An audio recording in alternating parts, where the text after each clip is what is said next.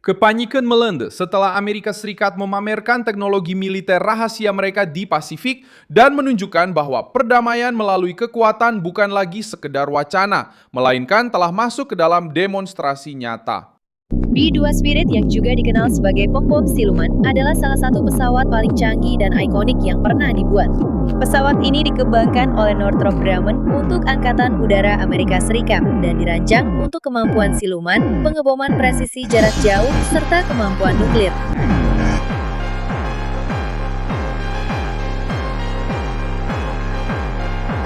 Pada tanggal 29 Juni, Angkatan Udara Pasifik mengumumkan bahwa pembom siluman tersebut melakukan latihan penenggelaman dengan tembakan nyata di utara Kepulauan Mariana, menembakkan rudal ke sasaran laut.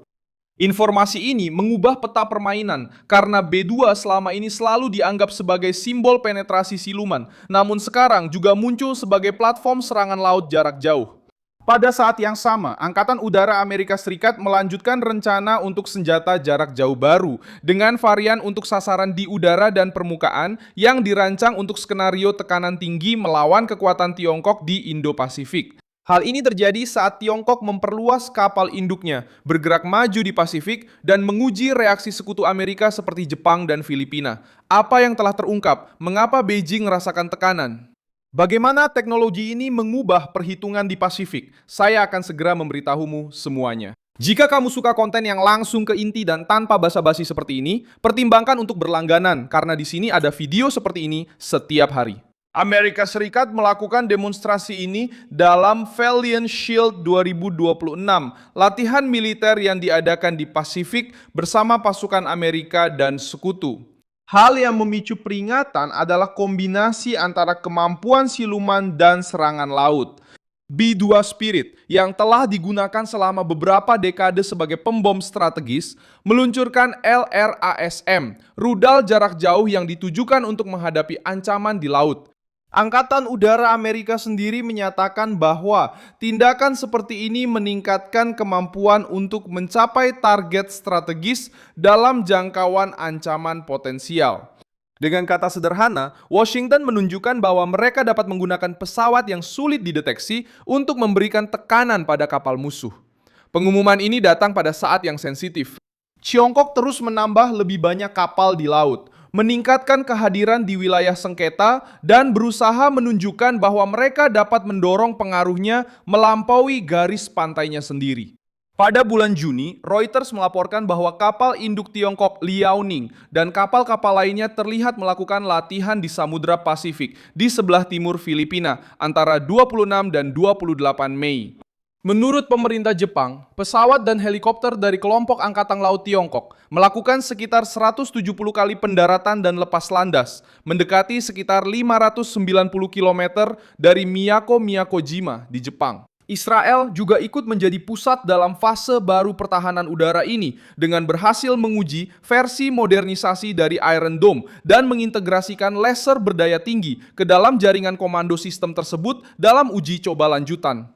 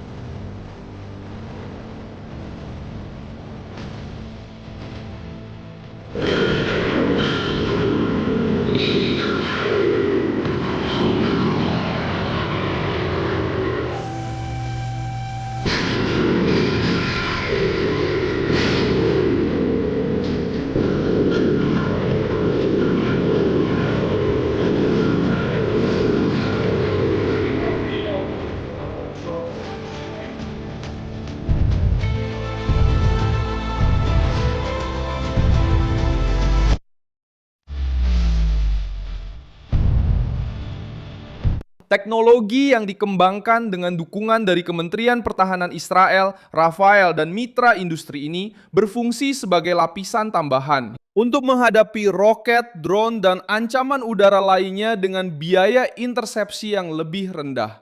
Disinilah pesannya menjadi jauh lebih serius bagi kelompok teroris dan rezim yang bermusuhan. Israel tidak hanya memperkuat apa yang sudah berfungsi, tetapi juga sedang mempersiapkan pertahanan yang lebih cepat, lebih murah, dan lebih sulit untuk dibuat kewalahan dalam serangan dengan volume besar. Tekanan militer juga muncul di seberang Atlantik selama latihan NATO di pantai Carolina Utara, Amerika Serikat. Peringatan yang ditangkap melalui radio dengan suara dari selatan Amerika yang memerintahkan kapal perang untuk keluar dari perairan tersebut terjadi saat Letnan Norwegia Thomas Johansen mempersiapkan para pelautnya untuk simulasi pemeriksaan kapal. Dengan berbagai manuver yang terjadi secara bersamaan, kru mendengar percakapan dari kapal lain di dekatnya, menyesuaikan frekuensi dan melanjutkan operasi. Dikunjungi oleh Komodor tidak pernah menyenangkan. Jadi, kunjungan Komodor itu memang merepotkan.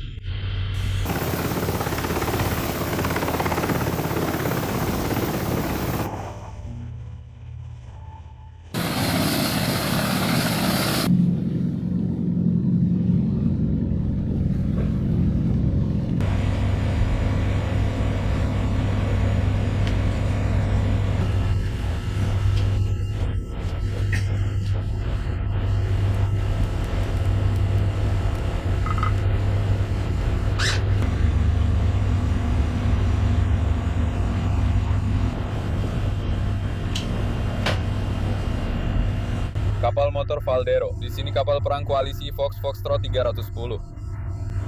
Beroperasi mendukung resolusi 110 Dewan Keamanan Perserikatan Bangsa-Bangsa, Pak.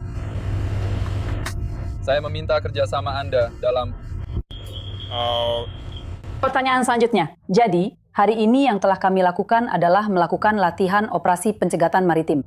Apa sebenarnya artinya itu? Itu berarti kami mengirimkan tim pemeriksa dari kapal ini, kapal Norwegia Vida Nansen, ke kapal target sebagai bagian dari latihan.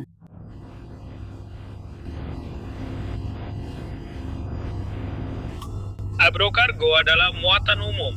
Ongkos kirim sudah dibayar di muka, dikirim dalam kotak-kotak.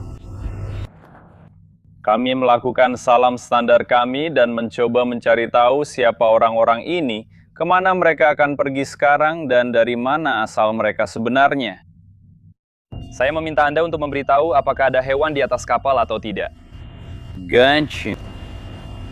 Sekarang kami benar-benar punya kambing. Kami punya seekor kambing. Tapi kami sudah memakan kambing itu. Jadi sekarang tidak ada lagi kambing, tidak ada hewan lagi. Apakah ada senjata yang sedang diangkut di atas kapal dan di mana lokasinya? Ganti. Lihat, tidak. Kami tidak punya senjata apapun. Kami adalah kapal kargo yang damai. Niat saya adalah menjalankan hak untuk mengirim tim inspeksi guna memeriksa manifest dan muatan Anda, serta melakukan penggeledahan di kapal Anda, sesuai dengan hukum internasional dan resolusi 110 Dewan Keamanan Perserikatan Bangsa-Bangsa.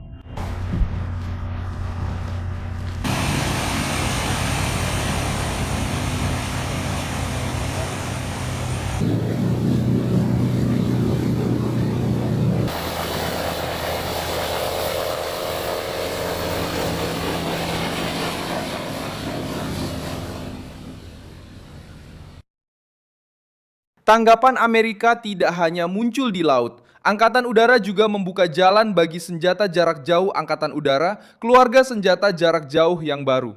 Laporan khusus menyebutkan bahwa proyek ini menargetkan jangkauan minimum 1000 mil laut dengan versi yang ditujukan untuk sasaran di udara dan di permukaan. Idenya mudah dipahami. Pentagon ingin memperluas jarak operasi pasukan Amerika dalam situasi di mana Tiongkok berusaha membatasi akses ke Pasifik, melindungi kapal-kapalnya, dan menekan Taiwan. Bukan sekadar memiliki senjata baru, ini tentang membangun keunggulan agar rezim Tiongkok tidak bisa memilih sendiri tempat, waktu, dan laju terjadinya krisis. Kejutan di Beijing justru datang dari pesan ini. Ketika Amerika Serikat memamerkan B-2 dengan LRASM dan mengembangkan senjata dengan jangkauan ekstrim, mereka memberitahu Partai Komunis Tiongkok bahwa ekspansi Angkatan Laut Tiongkok tidak akan dibiarkan tanpa tanggapan. Rezim Tiongkok berinvestasi besar-besaran pada kapal, jet tempur, rudal, dan kehadiran di sekitar Taiwan. Washington sekarang menunjukkan pola respons yang didasarkan pada kemampuan siluman, jangkauan, dan integrasi antara Angkatan Udara dan Angkatan Laut. Ini adalah respons untuk menahan, bukan undangan perang. Semakin Beijing mencoba mengintimidasi kawasan, semakin Amerika Serikat menunjukkan bahwa mereka masih punya kartu yang disimpan. Jepang juga ikut dalam perhitungan ini karena berada di garis depan ketegangan regional. Pada 17 Juni, Staf Umum Jepang melaporkan bahwa jet tempur Jepang dikerahkan setelah pesawat Tiongkok terdeteksi di atas Laut Cina Timur pada 12 Juni. Ini menunjukkan bahwa situasi di sekitar Jepang, Taiwan, dan Filipina semakin memanas. Tekanan dari Tiongkok tidak hanya terjadi di laut saja. Tekanan itu juga dilakukan melalui penerbangan, drone, patroli, dan uji reaksi terhadap sekutu seperti Jepang, Filipina, Australia, dan Taiwan. Pesan ini sangat penting. Ini menunjukkan bahwa Amerika Serikat tidak hanya berbicara tentang keamanan regional. Mereka sedang memposisikan ulang kemampuan, menguji integrasi, dan mempersiapkan respons untuk skenario tekanan dari Tiongkok. Washington tahu bahwa di Pasifik perang dimulai jauh sebelum tembakan pertama dilepaskan. Itu dimulai dari persepsi kekuatan, kepercayaan sekutu, dan ketakutan akan biaya yang mulai diperhitungkan oleh lawan. Ketika lawan memahami bahwa maju bisa menjadi mahal, pencegahan pun berhasil. Tiongkok berusaha menjual citra sebagai kekuatan yang tak terhindarkan kepada dunia. Namun, unjuk kekuatan Amerika mematahkan narasi tersebut. Rezim Tiongkok bisa membangun kapal induk, memperluas patroli, dan mendorong kapal-kapalnya lebih jauh. Namun, teknologi militer Amerika Serikat terus membatasi geraknya.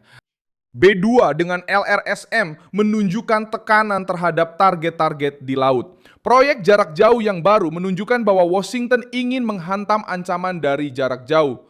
Reaksi Jepang menunjukkan bahwa sekutu-sekutu tidak tinggal diam terhadap pergerakan Tiongkok. Semua hal ini mengubah suasana. Beijing menekan, tapi sekarang melihat respons yang semakin besar. Perang di Pasifik akan menjadi serius, mahal, dan berbahaya. Tapi kelemahan juga punya harga. Ketika sebuah kekuatan otoriter melihat keraguan di pihak lain, mereka akan maju. Ketika mereka melihat kesiapan, mereka akan menghitung ulang. Amerika Serikat sedang bersiap untuk mencegah Tiongkok mengendalikan laju krisis. Terima kasih banyak telah menonton video ini sampai selesai. Dukung proyek kami dan berkontribusilah secara finansial melalui kunci Pix yang muncul di layar Anda. Kami adalah saluran independen yang fokus untuk menjaga Anda tetap mendapatkan informasi dengan kebenaran. Kontribusi Anda membantu kami untuk terus bertahan.